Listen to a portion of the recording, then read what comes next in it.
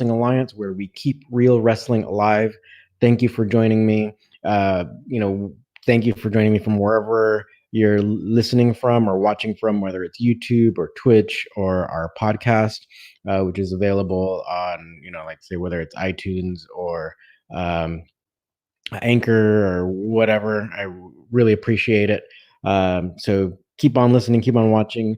Hopefully today everything's interesting. I kind of wanted to tie in some of the something that I found interesting, um, and that hopefully you will too. We'll find out.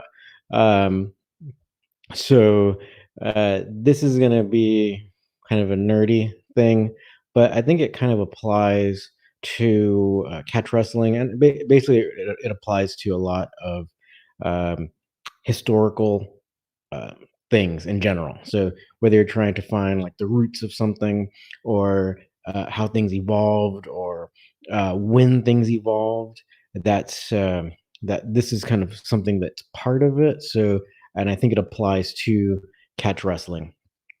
So of course, catch wrestling had an evolution that totally took hundreds of years. Um, but what I'd like to share are some experiences with why, like, say, like the sentence or like the title uh, of this episode is called "The Gospel of Authentic Catch Wrestling." So why I guess I work with certain people, the certain people that I do, or the certain uh, schools that I consider to be authentic catch wrestling schools, and like why that is, and why, like what evidence I can provide as to why that is, like what my reasoning is, like showing my work, right, or whatever, like how they always ask in math or whatever, where they want you to show how you got your answer. Well, here it is, and I want to give an example coming from the Bible, actually. So, the this would be the Bible, like the Bible that like the Christians use and all that. So, let's go back to when I was at the university. I took the university classes, so I didn't do like the religious, say like outside of school classes where like through a church or anything. So I took the like the official like academic classes for the history of the Bible, and like the literature aspect of it. And so one of the things I found out is like how they date certain things, like especially texts, so ancient texts. So one of the things that they do to kind of get an approximate date of when things were written would be the language itself, because they can kind of date when some languages or some groups of people with different languages uh, came into contact with different groups, right? So then you start seeing the introduction of words from other languages into the writing of the what you're studying, right? But also, what we get with regards to the gospels themselves would be um, like so for those of you who don't know, who like so in the what's often called the New Testament, or like the the gospels, basically the stories of Jesus's life, right? So those books, um, which are called Matthew, Mark, Luke, or the Gospel of Matthew, Gospel of Mark, Luke, John, right? So those books are kind of like the accounts of Jesus's life and what he did, and um, but when you look at the words themselves, the text itself, some of them are almost exactly the same, even though they were written at different times, right? So then that leads scholars um, to wonder, like, like, how did they have some things that were exactly the same, even though they weren't written at the same time, and they might not have seen each other, like might not have seen the text. So with regards to the gospel themselves, then a lot of scholars were led to believe, or at least to assume, that there must have been more gospels, right? And one in particular called like a sayings gospel, that had a lot of the sayings of Jesus just written out, right? So sayings that were attributed to Jesus written out, and that gospel, it's often called Q, right? So nothing to do with um, modern any kind of conspiracy theory with that letter, right? It actually, this is like a old belief, or not an old belief, but old theory that has a lot of validity, because what researchers have found is that sayings gospels were a thing, right? So um, they've since found, like, basically texts of collections of the sayings of Jesus. And so what they assume, or what scholars assume, is that some of these texts, some of the gospels had um, like a different source where they were able to just take verbatim uh, certain sayings or certain incidents in Jesus's life, and that's why you have almost exact copies of the same incident using the same words, same, basically it's, cut and paste kind of thing. So that kind of explains how you have these similarities. And so, how does that apply to catch wrestling or authentic catch wrestling? Well, let me tell you, right? So, when we have catch wrestling, or the evolution of catch wrestling, where it fully um, kind of had its development in northern England and the Lancashire region, and then we had wrestlers. So even though there were wrestling styles that were done all over the world, traditional styles of all sorts, right? Whether it's like wearing a gi, or wearing some jacket or belts or whatever, or having different starting positions. Catch wrestling was its own unique style, and then it made its way over to the United States, just like the picture of, like, the thumbnail of this episode that has Tom Connors on there. So we had a British person who came to the United States and had wrestling matches, in particular with Farmer Burns, who's like kind of considered to be like the granddaddy of catch wrestling in the United States. So they had that contact that we directly know of and have evidence of, and so you have this kind of transmission, right, throughout time and geography from of catch wrestling from one place to another. Whereas, like, Farmer Burns then continued to carry the torch of catch wrestling into the United States, and then taught other people who were excellent as well, just like Frank Gotch and many others. So we have this direct transmission, right, and we have evidence as to why or how they are similar. And so what I wanted to kind of talk about is, like, so one example for me in particular, like, since I had spent so much time studying, like, with Wigan in England, right? So studying kind of like the more at the root, and then the more I trained with, say, John Strickland, and even one in particular, one of John Strickland's really good older students, or like longtime students. His name is Matt Tran. uh, Matt Tran and I went to Singapore to do a series of seminars there, and uh, basically it was so easy to do these types of catch wrestling seminars, because we really didn't have to explain anything to each other. The moves that we did were, or that we were thinking of showing, were virtually identical. So even though the catch wrestling from England had this kind of like 100-year separation from the Americans, or what the Americans were doing. So those who are kind of like the most closer to the root, or closer to being authentic, uh, were doing a lot of, like, virtually the same types of things, the same types of takedowns, same types of techniques. Just maybe, like, so the actual movement was virtually identical, where it'd be like a cut and paste type thing that I was talking about with the Gospels, right? So that that cut and paste type thing was happening when, say, like, I was spending time with Matt Tran or with John Strickland himself. So he and I have spent a lot of time together. Um, so whether it be here in Los Angeles when he stays with me, or when we've gone to do the tournaments in Iowa together. So a lot of these things are kind of like that whole thing where you had this you might have this umbrella term, catch wrestling. All right. So like say in the Bible you have like the gospels, right?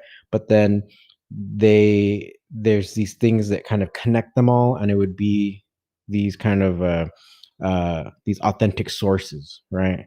And so that's why then they can almost like cut and paste. At least so in our case, we can cut and paste the different techniques.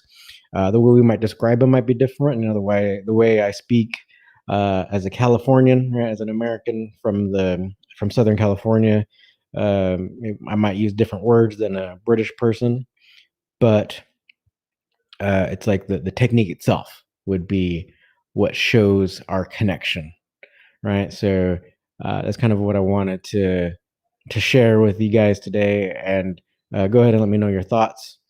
But yeah, there've been so many instances where it just been so easy to see how almost like identical what we do is, right? So there might be a little bit of a difference in emphasis between what the Brits emphasize and what the Americans emphasize, but sometimes you can kind of tell with the history where like why some of these emphases might be different. So like in particular, say like in England, there was a lot of matches done outside, like in the fields, especially in the Wigan area. There's a lot of rolling fields, green and all that. So um, you can totally do matches outside in the grass, and Wigan has done that in the recent history. So that's why I say if you're outside, there might be a like you probably would want to try to slam someone or see if you can't knock them out or knock the wind out of them. So you want to do these big pickups. United States, a lot of times you might be on a wrestling mat or a wrestling ring. So if you're not doing a pro match where you're trying to do all these different stunts and stuff, then probably be better to get someone to the ground directly to see if you can't pin them or submit them. So those would be like some kind of differences, but ultimately a lot of the ways you can get someone down would are quite similar. And um, like I said earlier, it's just like just the way you might teach them or the way you would describe them with words, right, would just be the difference, right? But the techniques themselves, the movements themselves, many of them are like the core ones are are virtually identical. So it's kind of like that whole cut and paste kind of verbatim type thing. Um, all right, let's go ahead and get to some of your questions. Uh, Rabbit Boy, sup, Rabbit Boy. Okay, Adriano Ramos. Why do BJJ guys think getting the back is so dangerous? It is because they don't have a wrestling base, right? So, some people, and this is another thing I guess that fits into this subject that we're talking about today is that like, well, if say like the Wigan lineage and the American lineage that goes back through to Wigan, if they have some similarities, and if they're wrestling, then how come amateur wrestlers uh, like aren't they part of that tree? They are part of that tree, but they've over the decades they've grown apart so far that you have scenarios where you see an amateur wrestler getting maybe getting submitted from like when Gordon Ryan submitted that one guy, that one, darn, I forgot his name, Patrick Downey, jumped on his back, submitted him with a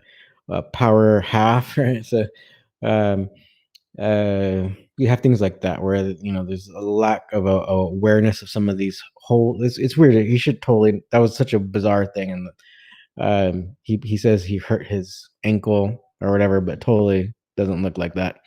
Um, so you have these bizarre scenarios where I wouldn't necessarily consider amateur wrestling styles to still be close enough to have that same kind of source, right? That even though the grandfather. It's like the granddaddy not teaching the grandkid, and so then they're making up stuff or doing their own thing because the rules have changed. Um, so the way things are done have changed, and so that's kind of like the whole rules changing over the years with freestyle and folk style. They've changed so much that like they're completely different sports, right? So going back to your question, why do BJJ guys think that getting the back is so dangerous? And I my first response was um, because it's not wrestling based, right? So when I say that, it's not catch wrestling based. That's what I mean, because there's even in amateur wrestling, there are a lot of reversals. If someone takes your back, right? Because that happens a lot in folk style as well. Because you're not just going to pancake out if someone takes your back. There's a lot of ways to get reversals or to fight out of that position.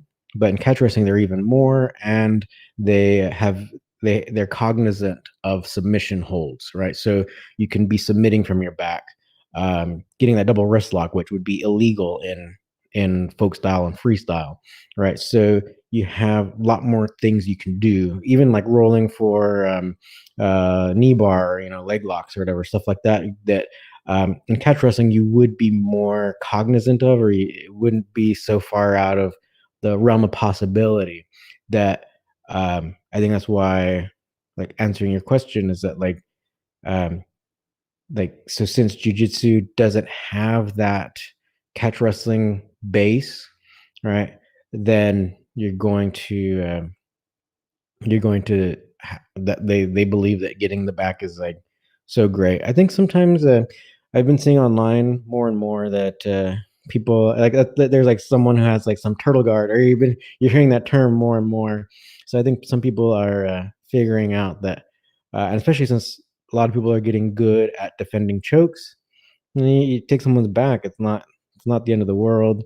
Maybe they'll have to they'll think, oh, maybe I can transition to an armbar or whatever. But people are pretty good at defending, so um, you might not like taking the back isn't the end all be all. And I think even in no-gi jiu-jitsu, I think a lot of people are discovering that. All right, so hopefully that answered your question.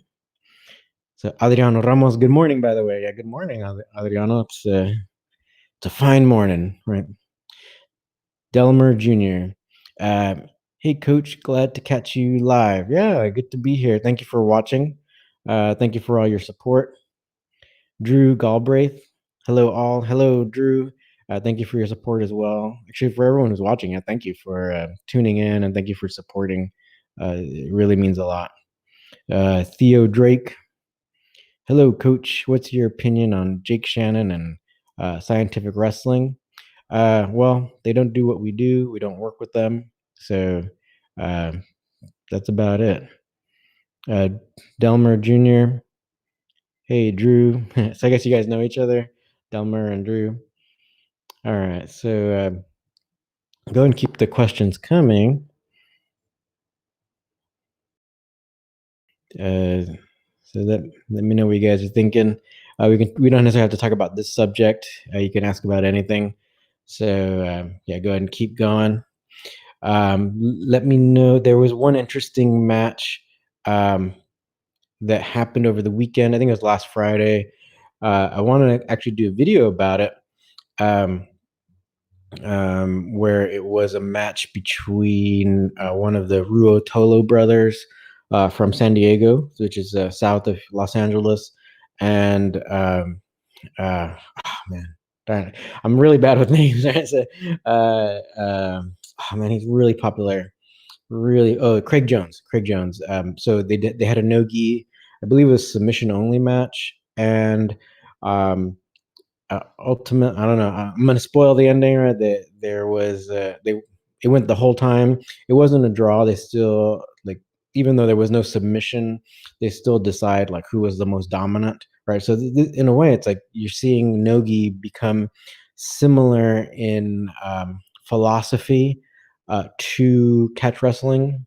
It's just they don't have the pins, right? So they wouldn't have that pinning sense or whatever, but they're still trying to do like a no point type thing.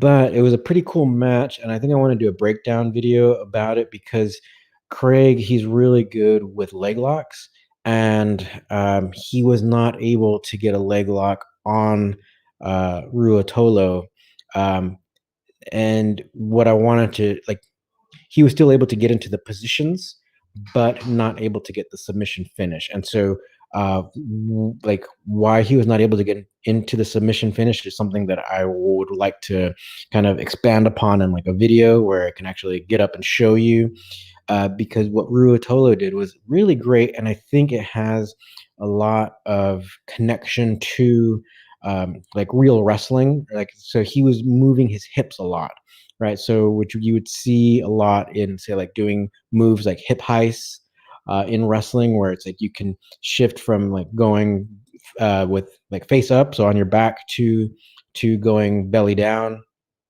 He was doing a lot of these things, even though he was getting deep.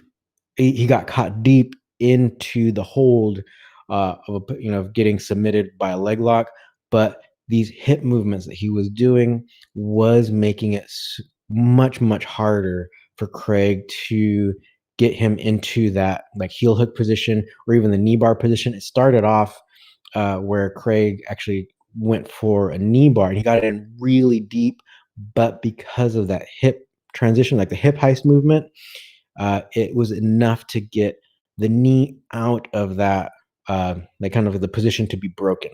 All right, so I thought that was really cool. So I already cut out, like made a clip of that, so I can make a video where I show you exactly that exchange. Because one of the few, they were kind of like standing up a lot, trying to push each other, standing up a lot, and but when they finally, like when someone finally went for it, so in this case when Craig actually like went for that knee bar, it was deep, it was really deep. It's one of those um where it almost be like certain doom, right? But the hip movements, so important, and the hip movements really saved Ruotolo. So yeah, we'll definitely do a breakdown on that. If anybody saw that match, and just let me know. Let me know your thoughts.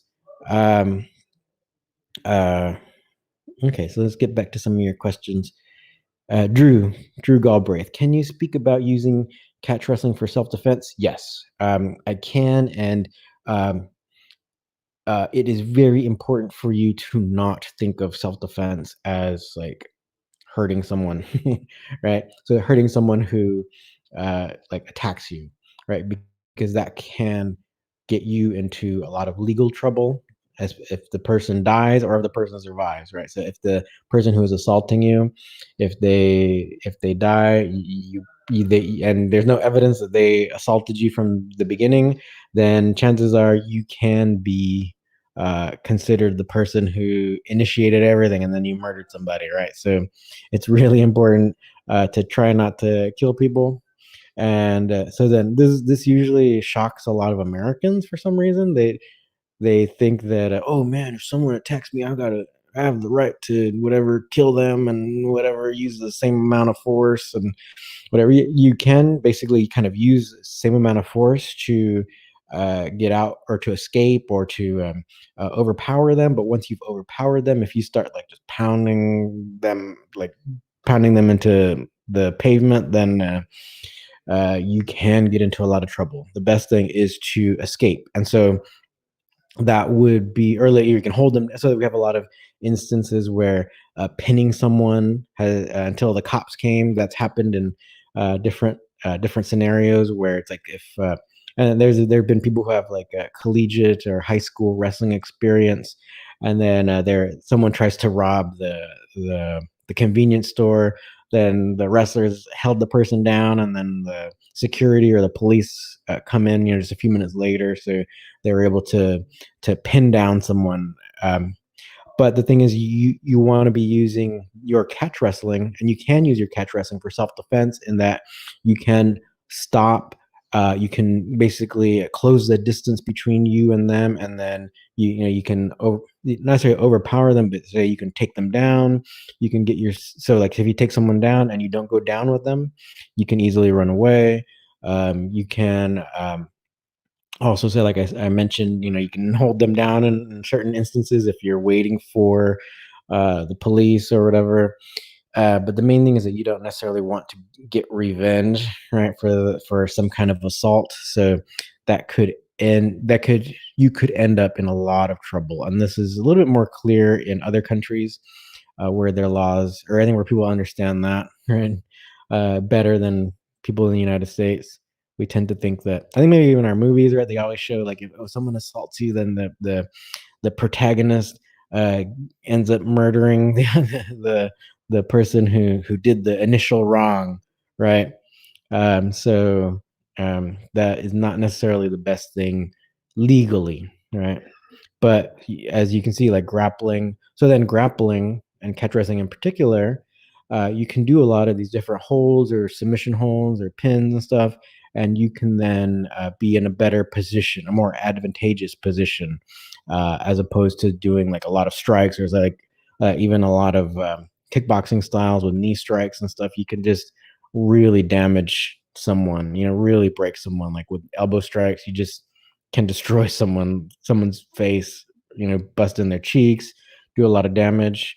I don't know if you guys, if like our cheekbones here, they're actually, it's kind of, like they talk about in cars, they have crumple zones where they absorb shock, so you don't damage like the whole brain, right? So our cheekbones here are kind of like that, really easy to crumble. So then if you're in a street fight or something and someone knees you in the face, and actually I know people this has happened to, where they got jumped on the street and they got kneed in the face, and then just like these cheekbones just crumble.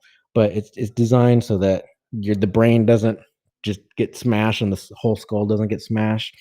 But there's a lot of nerves in here that get damaged and stuff as well.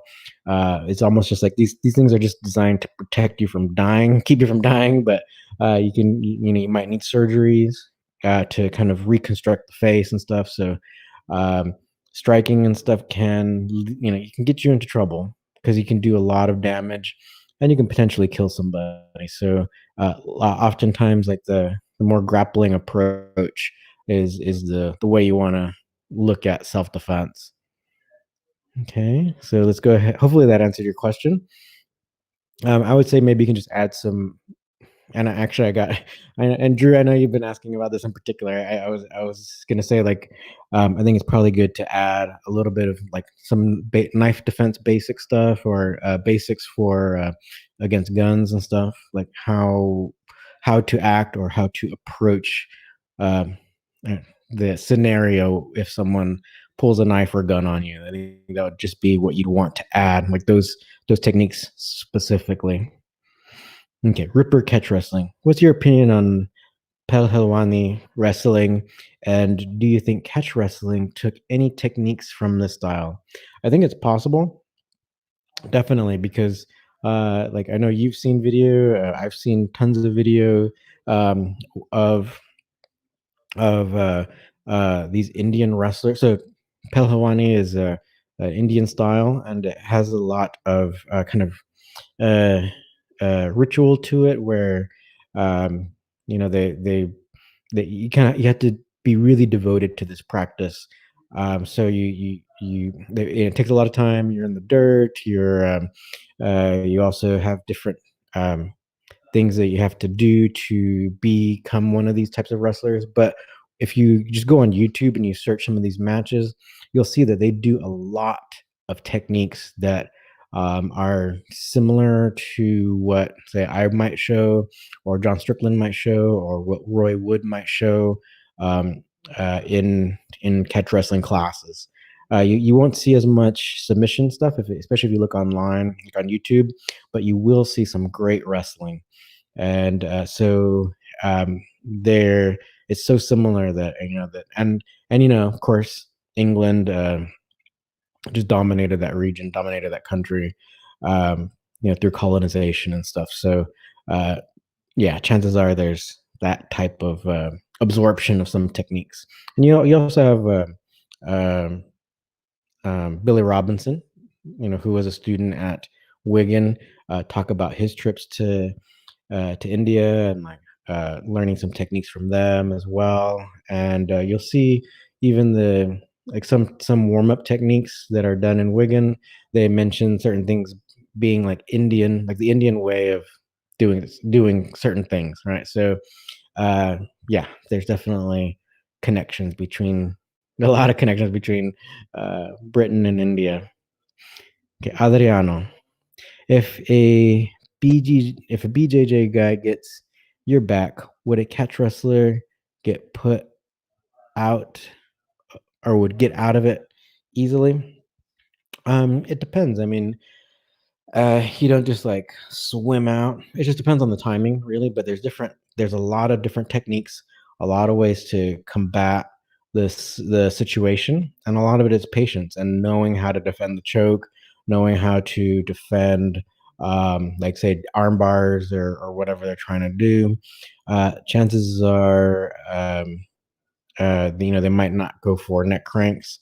You're seeing a little bit of it, like say in MMA and some nogi stuff, but um, I'm not seeing say like the quote unquote neck crank that submitted um, Conor McGregor that Khabib did. I mean that really shouldn't be that shouldn't submit anybody besides Conor.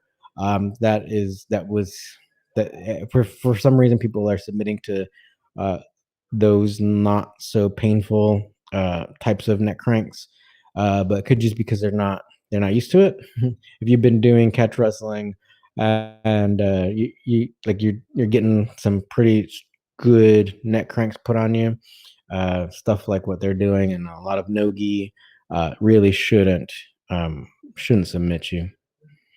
Uh, so yeah, a lot of times it's timing. They might not just pop out, but they can. There's a lot of ways to combat that scenario. You can try to combat it not by getting out, but like staying in there because like if someone takes your back and they have like both hooks in and they got seat belt, right, which jujitsu practitioners usually want to get, they're actually full and they're fully committing to that position, then that means they're fully committing to a lot. There's a variety of submission holds that you can get from there, right? So that includes even double wrist locks, certain reversals, toe holds, and stuff. They're all there, but it's part of catch wrestling. It's not necessarily part of. It's not. I don't want to say necessarily. It's just not part of jujitsu. Delmer Jr. What suggestions do you have to draw women to this sport? Um, I don't know. A lot of times it's just by having more and more matches and stuff. I think sometimes just by showing the excitement of the sport, then you can probably get more women into it. It's kind of the same thing. Just trying to grow the sport itself. It will attract all types of people. So yeah, just yeah. A lot of times is the opportunity too, and also creating a welcoming environment for everyone in your gym. That's a big part of it, right? Okay, Drew. Uh, I would emphasize the self defense elements. Yeah. That's also a good point. Uh, Attracting different people to catch wrestling. So yeah, it's not only fun for sport, it's also good for self defense. Taquero Man 91. Was there teams constructed in the US in the early catch days? I wouldn't say teams, but there were coaches that basically just kind of like nowadays, um, you where like you'll have like coaches all around. Like I said, like catch wrestling wasn't necessarily like it's not like there wasn't anything happening grappling wise in the United States before catch wrestling came along.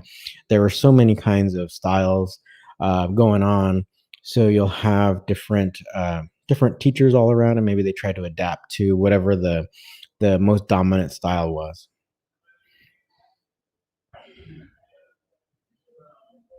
Daniel Almanzana Almanza. Um, is catch wrestling going to eventually have level system like BJJ? In our online academy, we do have levels, 4 levels, not exactly five, like jujitsu with the 5 belts, but somewhat similar. Because back in the day, right? Usually, it was the coach that kind of decided, like, in their opinion, how good you were, and then they would arrange matches for you. That's kind of how it went.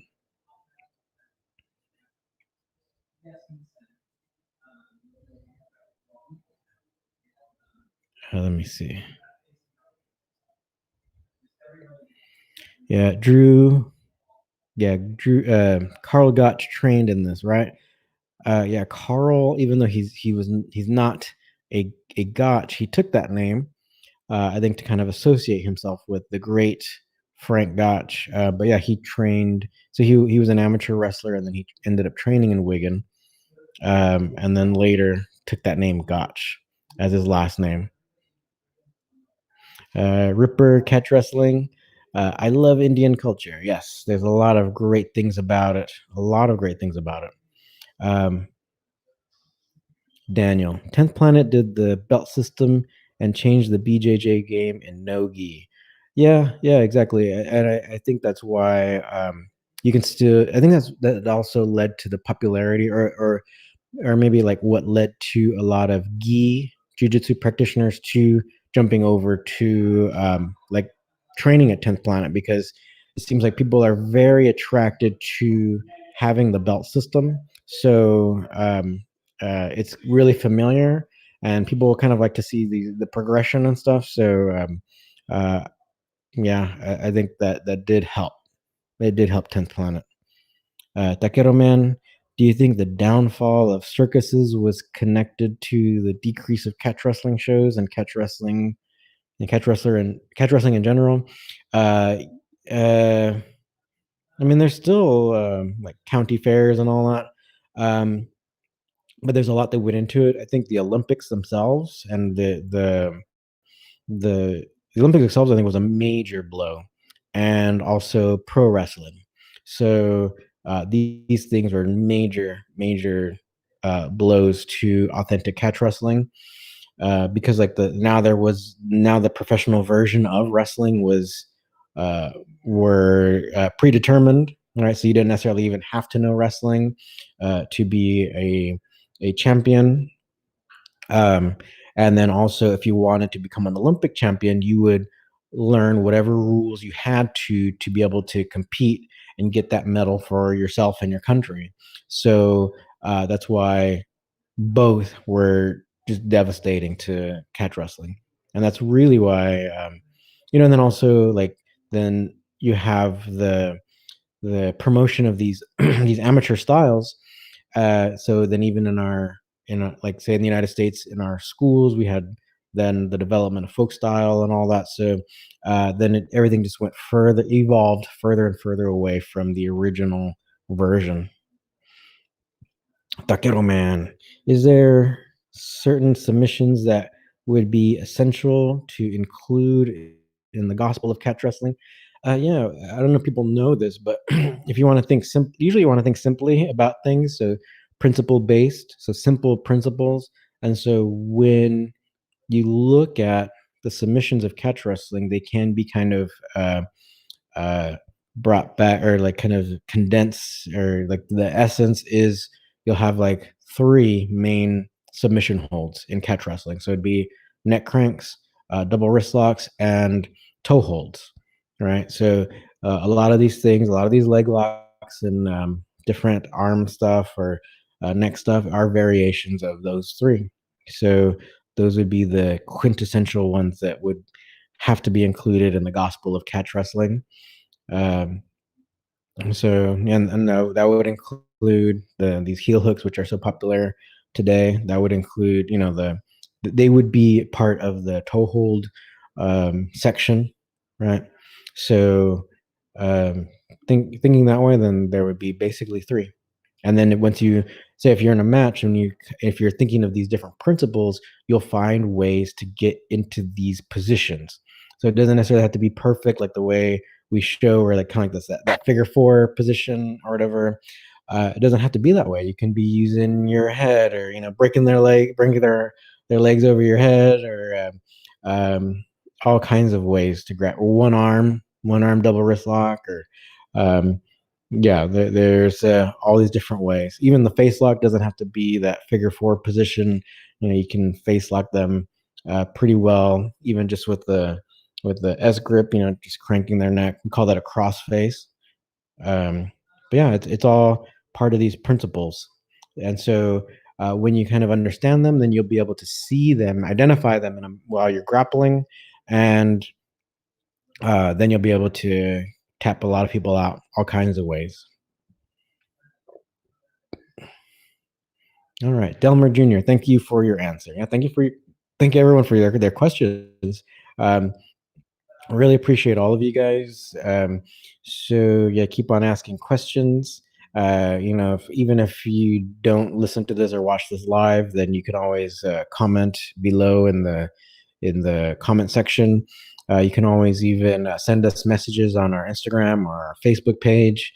Even we're on Twitter as well. So just let us know if you have any questions. If you want to learn the real thing and you're not near Los Angeles, or you're not near South Carolina and John Strickland, then you can do our online, the CWA Academy. So you can just go to our website, catchwrestlingalliance.com. You can also support us through our YouTube channel. We have channel memberships where we have a lot of extra videos for you behind the membership paywall. That's totally up to you, or whatever. Check it out. We appreciate any kind of support. Taquero Man, is there any pro wrestling used today that could be legitimate catch wrestling moves? Yeah, quite a lot of it. I mean, it came from catch wrestling, so a lot of these have like their origin in catch wrestling. So yes, yeah, quite a lot of these moves have even a lot of them are using the same kind of names, right? So I'm working with more and more pro wrestlers, and a lot of even the terminology are kind of like these classic names too that they still use in a modified version, but it still, still has like at least the same name, right? Vegan, does judo help with catch wrestling? Yes and no. I think the footwork stuff helps. The idea of holding someone down, like pinning them down, helps. But a lot of times, the stance becomes a little bit more upright, and so it'll want you to have a little bit too much of an upright stance that can be detrimental, right? Taquero Man 91. Any catch wrestling event news since California is opening up? Yeah, we officially opened up a few days ago. So no news yet, but yeah, hopefully very, very soon. Very, very soon. And we'll probably have even more camps out here pretty soon. So let me know what you think or what you guys want, then we'll try to work on it, especially now that we're free to have more, like at least bigger groups of people and stuff. So but I would say, for everyone, try to stay safe, and don't disregard the medical advice that you're getting, because I personally know few people who've died from the virus. So um, it's no joke. Um, Oh, Takeru Man. Sorry if I missed it, but who was Tom Connor? So let's go ahead. It's good to kind of bring that up at the end. So I think we'll be signing off pretty soon. So Tom Connors, he's also in the thumbnail image. He was the guy who came over from England. Several Brits came over, but Tom Connors was like this major one that is really associated with bringing catch wrestling to, at least to Farmer Burns, who became like the major proponent of catch wrestling in the United States.